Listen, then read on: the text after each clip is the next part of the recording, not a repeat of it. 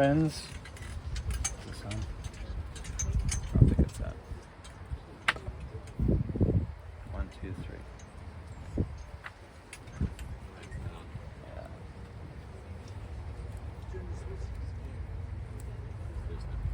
There we go.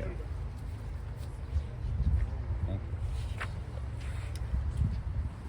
Friends, today we gather to share words of praise, of honor, of gratitude, of love, as we recall with great affection a beloved husband, a beloved father, a beloved papi, a beloved brother, a beloved uncle, a beloved son and friend, Moris, Amon.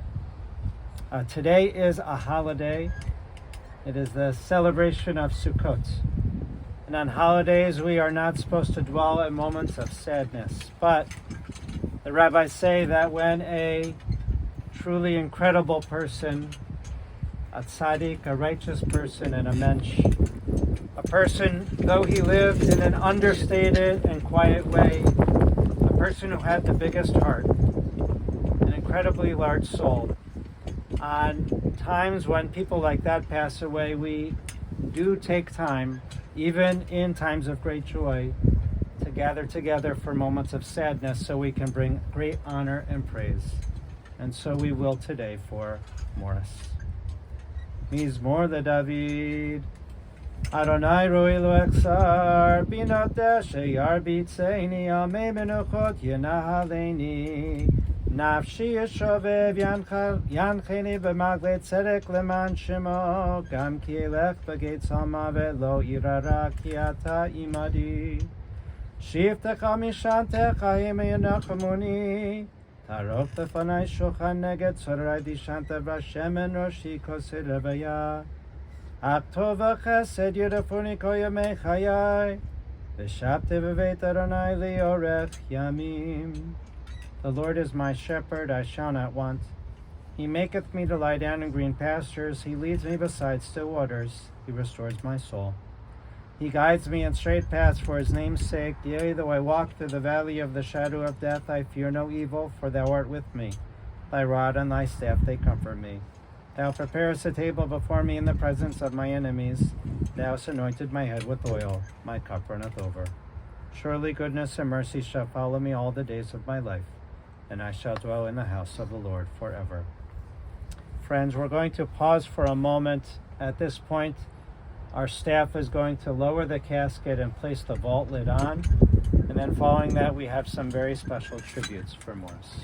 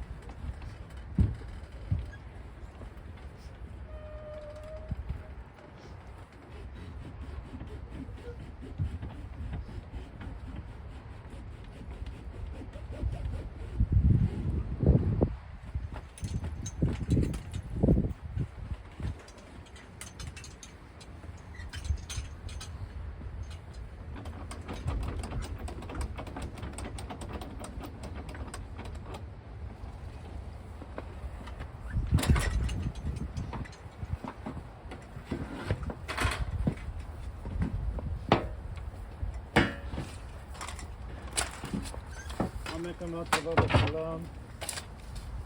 May your righteous deeds go before you.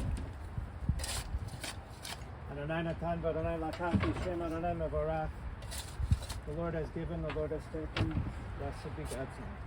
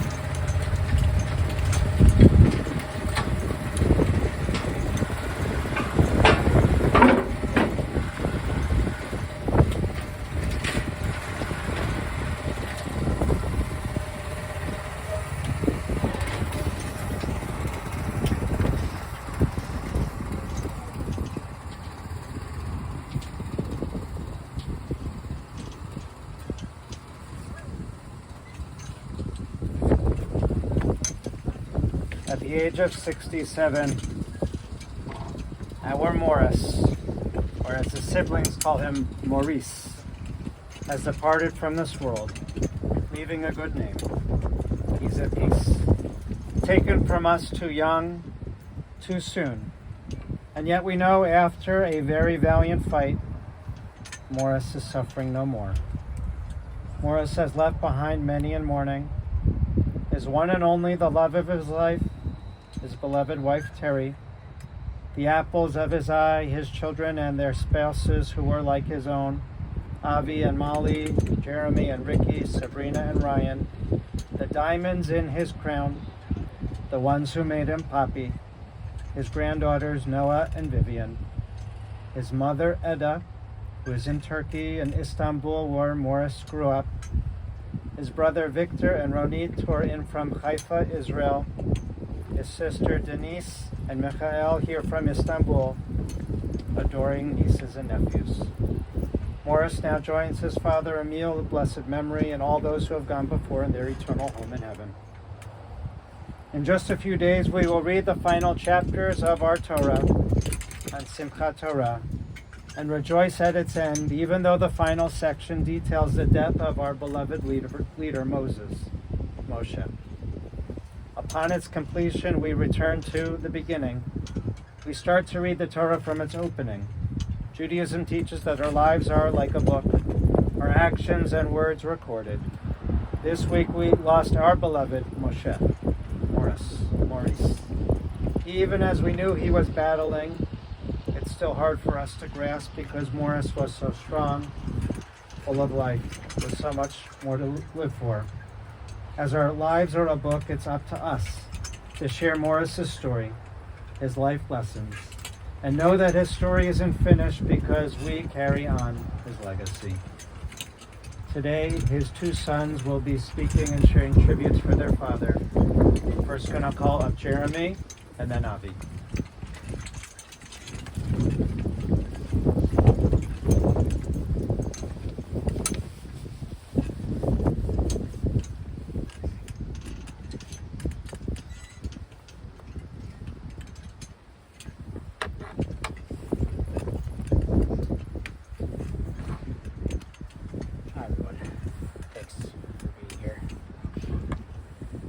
I won't profess to speak for my siblings. Avi will talk right after me, but I do think there were a few things he gave all of us, a few gifts. Sabrina always liked to say that her love of two things that she cherishes deeply in her life, music and the outdoors, came from Dad. I agree. I think she's right. I will miss walking with him through a canyon or a desert or a forest. And I'll miss the sound of his violin bubbling up from downstairs. I know his tone and his bow changes and his articulation. These are two things, music and nature, but there are, of course, many more. One that we sometimes look past, or something maybe less tangible, because I think Dad really gave us the gift of how to think, or maybe rather the courage and confidence to think. With my dad, it seemed like nothing that another human being had ever touched was out of reach. You know, the construction of this stand, how this microphone functions, or I don't know, Maxwell's equations, like they were all things made and figured out by and understood by human beings, people. And hey, we are people, so surely we could figure these things out ourselves as well. His brain was never the limiting factor. I don't claim to have his mind. I will not pretend that I or any of us have his intelligence or his clarity of thinking, his ability to coolly analyze and solve problems in systematic ways.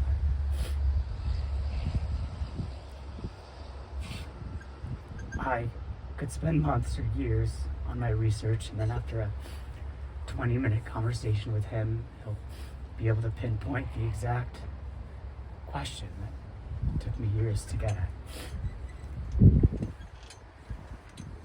I don't claim to have his mind, but if I do have any curiosity, if I can find wonder and see the human hands behind the design of a bottle cap, or if I venture to think for myself and form my own independent opinion, if I feel brave enough to challenge myself, to do something I've never done, to learn something difficult, really learn all the way down to the bottom of it, I think it's largely because of him. I wish Vivian could have grown up to learn from him, to be inspired by him like I have. I wish I could still come to him for his objective and calm and honest views on my problems.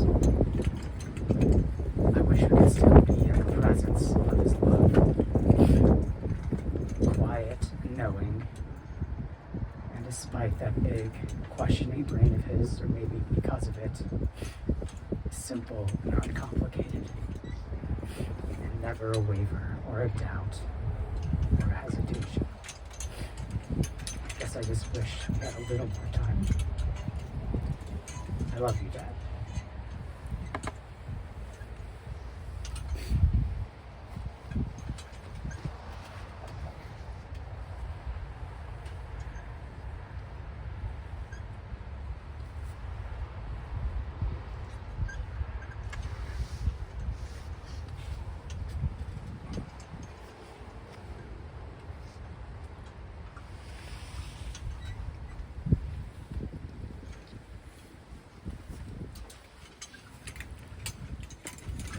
If you can't hear, please come closer. I'll do my best. Witnessing my father's death, to be present this past week, was the most profound and horrible and beautiful thing I've ever been a part of. At first, I found my eyes drifting. I couldn't stay focused on his face, which was just a skeletal echo of my dad stuck in a chair in our living room. It was too much to bear. But then, in his morphine haze, he said, "You can look at me. I know our mutual situation is weird."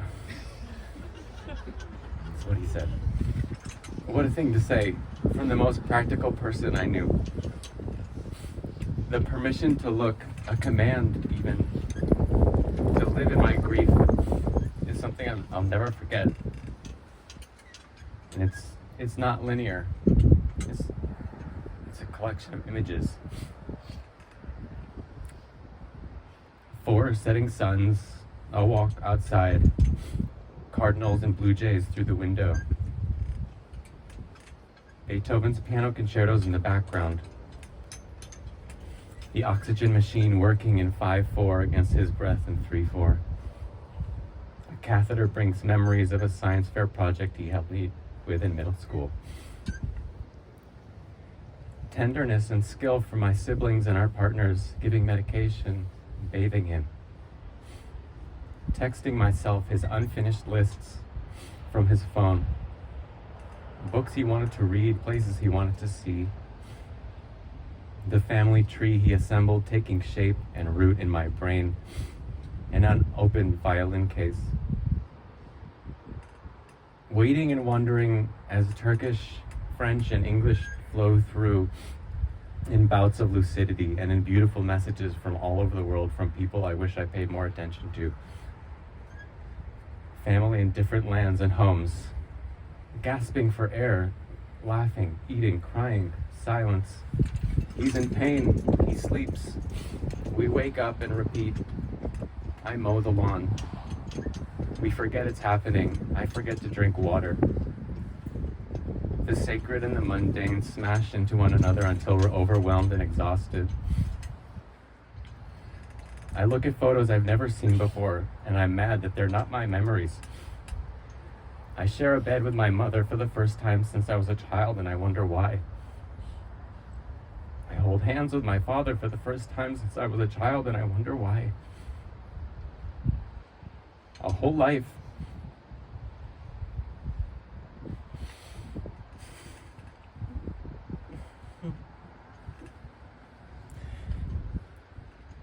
Dad taught me that our most valuable currency is time and how we choose to spend it. He taught me about being patient and getting frustrated and trying your best to do things the right way, or in the best way he knew how, with the tools that he had, which sometimes wasn't the way I wanted it to be, but it was what it was. He taught me to recognize what I wanted to preserve and what I wanted to forget. But that was always my choice, and I had to be prepared for repercussions either way. And now when my daughter asks about her beloved Poppy, what will we say? Poppy died. His body stopped working, but he loved you very much. Will she remember him? Will I? I'll remind her and myself and everyone around us that his memory will live on in the actions and presence he held dear. To step outside,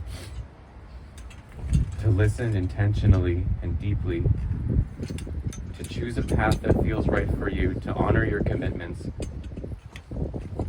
to look, even though our mutual situation is weird, to know and name those that came before. I love you, Dad.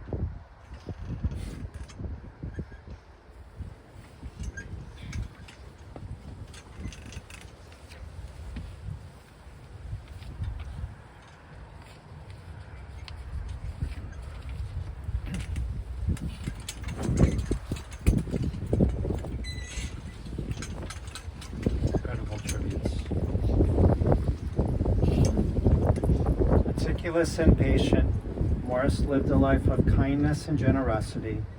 He believed in fairness and honesty. He was incredibly thoughtful, a good neshama. He had a good soul, a mensch, an all-around good guy.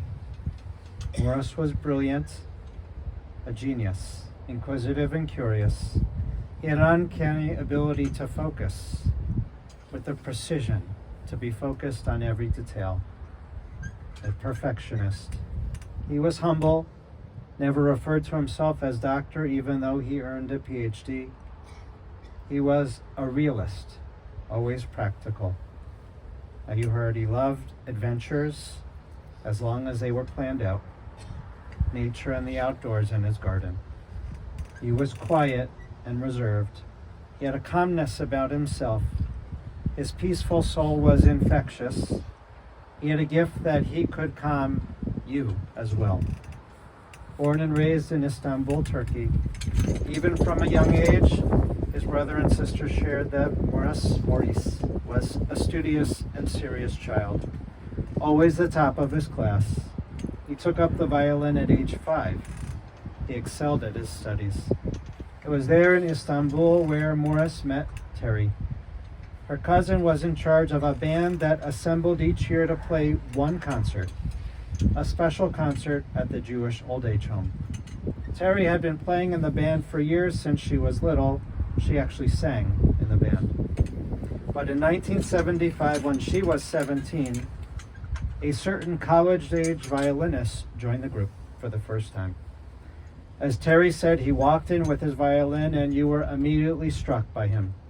Moris was so different than anyone else you had ever met, you said. You were taken. And that night you gave Moris your number. He never called back. He was reserved and shy. But next year, the band gathered, but Moris wasn't there. So Terry, you dug up and you did your research and you found Moris's number. You called himself and you said, "This is Terry calling." And he said, "Terry who?" Well, finally Moris remembered. He shared that he wasn't coming because he was in a car accident and he didn't feel well enough to play. Well, somehow, Terry, you convinced him to come back. Though he couldn't walk so well, he came, you carried his violin for him. And that night, Moris promised he'd call you back. And he did. As we say, the rest is history, and you've been making music together ever since. You started dating. Terry, you were just 18, and Moris was 21. And after he graduated from university in Turkey, he received a full scholarship to move to America for a PhD in chemical engineering at the University of Delaware. You had a plan you would spend your life together, but weren't ready to get married exactly yet. He wanted to get a little bit on his feet. So before he left, Moris made a promise to you and then to your father that he'd come back next summer and that you'd get engaged. And then he'd come back in 2 summers and you'd get married. And he did. He came back that summer, you got engaged. He came back again, you got married. As soon as he traveled to the States, letters started to come back to you, Terry. He couldn't wait to return to you. And he did. And you were married, and then you joined him in Delaware. Moris began his career in Chicago in R&D at the American Can Company. It was there that Avi and Jeremy were born in Chicago. And then he took a position in Toledo, and that's where Sabrina was born. Then you moved to Rochester, where the kids were really raised. Moris working for ExxonMobil, and then finally making your way here to Cleveland for Morris's work at Avery Dennison. Until he decided he wanted to try teaching. He got his teacher's license in math, but in the end he became a patent agent. He already had so many patents in his name. He continued consulting in his work in chemical engineering, and he worked in accrediting college chemical engineering programs. You already heard Moris was an incredible father, patient, understanding, always taking time to talk, always working to better communicate with you. He'd work on himself and teach you life lessons. always making an effort to be present, a father that was always there. He led by example. He was principled. You told me we just watched Dad and learned how to be a good person from him. It was important for Dad to have a weekly family dinner, and he was so incredibly proud of each of you in your professional work, your achievements, your growth, the adults you've become, the partners you've chosen, and the families that you've begun to raise. The best Poppy. He relished that title. He loved it, and Noah and Vivian loved him so much. They loved being around him when he would read them stories, play his violin, which they called his guitar. They were fascinated by him, like how he'd eat his fresh mozzarella with honey. Morris was a realist. He was always practical. He believed that action spoke louder than words. He lived by the motto, just do it. And he taught you and all of us to just do it. And speaking personally, we are so blessed to have Terry and Morris as part of our synagogue family at B'nai Yeshurun. Morris was an incredible volunteer in our congregation. He truly believed in community and giving back, not for any recognition or award, but just because it was the right thing, as you already said.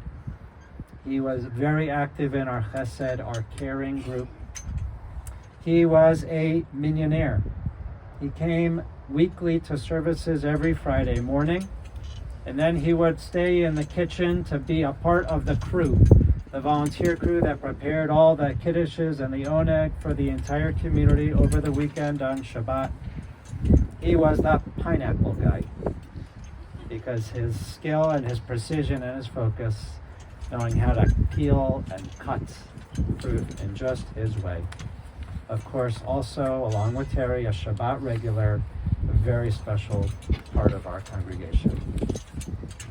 Judaism was, of course, an integral part of Morris's life, his faith, part of the Hebrew Benevolent Society, as well professionally part of the American Chemical Society. You already heard how important music was in Morris's life. He played the violin every single day from the age of 5. Disciplined, principled, and focused. And in every place where Morris lived, he joined the community orchestra.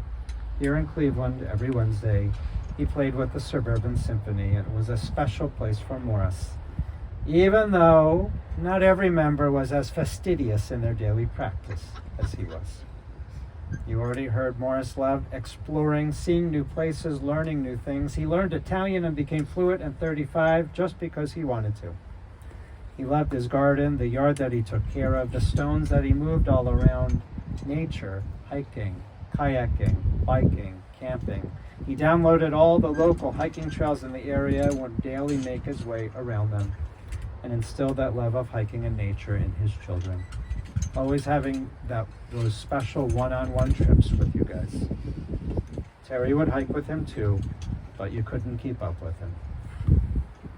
Family was everything to Morris. Even though he lived here in the States, of course, he was always attentive to his parents in Turkey and still communicating with Mom, talking to Mom just a week ago.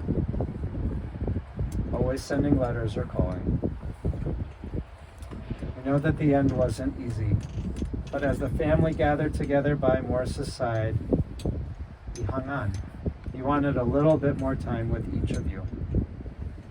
You made sure that Morris had the best care with love and dignity. Every time I visited the past week or two, the home radiated with so much love. Love for Dad, love for Morris, and his love for you. We say that only a righteous person passes away on a holiday. And so it is. This is our holiday for ingathering, our holiday for appreciating our bounty, and remembering that our lives are fragile. Morris was the best. Remember his love, the lessons that he taught us. We always rejoice in his good name. May his name always bring blessings, and we say, Amen. We'll rise now for the memorial prayer.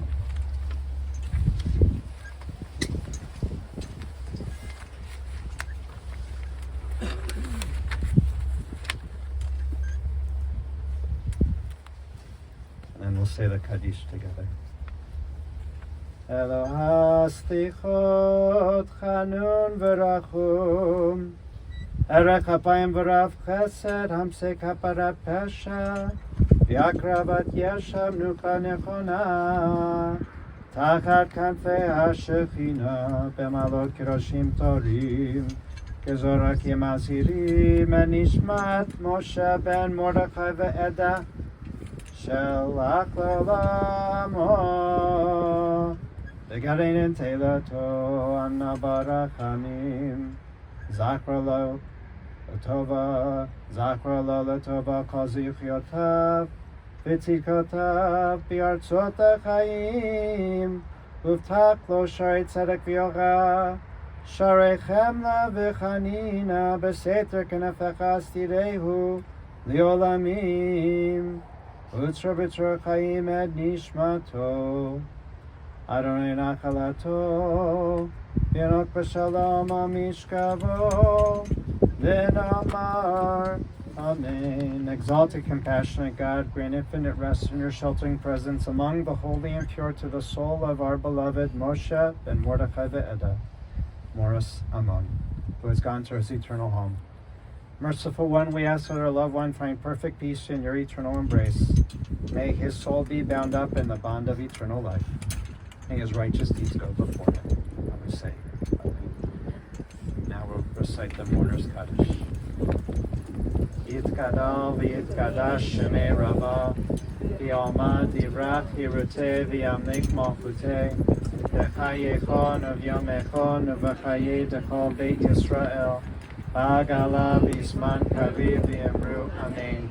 Yehi shmei Rabbah mevorach v'yalam olamei olmaya, Yitbarak v'yishtabach v'yitpa'ar v'yitramam v'yitbaseh v'yitadar v'yitalev v'yitalal shemeder kudsha b'richu la'ela mikol birchata v'shirata tushbechata v'nechamata da'amiran v'yolama v'yemru Amen. Yehi shlama rabba min shemaya v'chayim aleinu v'yol kol Yisrael v'yemru Amen. Oseh shalom b'mrama, uya'aseh shalom, aleinu v'al kol Yisrael. Amen. Since we are in the middle of the holiday, there is no formal Shiva for an entire week, not until all the holidays are over. The family will be having a Zoom Shiva on Tuesday night next week, October 18th, after the conclusion of Simchat Torah, starting at 7:45 p.m. on Zoom. You can get the Zoom link information if you contact B'nai Yeshurun congregation or if you contact the family directly. Friends who wish may contribute in Morris's name to B'nai Yeshurun congregation or the Suburban Symphony Orchestra. And we conclude our funeral service by placing earth upon the casket. We're going to ask for the family first to come forward to do this mitzvah. It's the highest form of love and respect we can show to Moris. After the family places earth on the casket, then everyone here is invited, encouraged to participate in the mitzvah. May Moris's name only bring blessings. Yeh zichrono baruch, we say.